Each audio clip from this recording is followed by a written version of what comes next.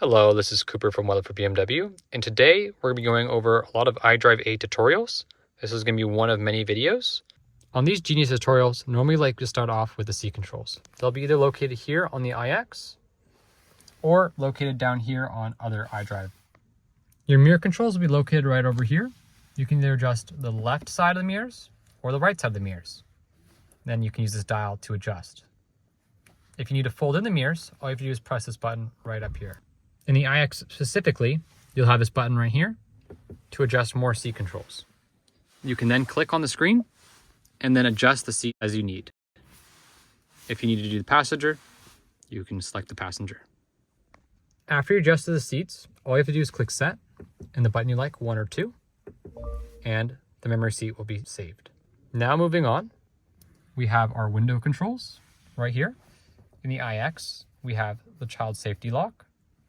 We have the unlock and lock function, as well as we have the open door handle in the iX. Moving on to light controls. Our light controls will be down here. We either have automatic, off, or we have manual adjustment. Manual adjustment, we are able to do the parking lights. We could also do left roadside or right roadside. We can also click on this for more in-depth settings, or we could also click on additional settings if we need to adjust any of these.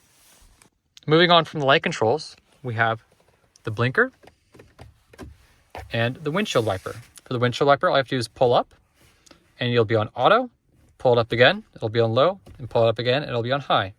When you're on automatic, you can adjust this as so to be as how fast you want it to be.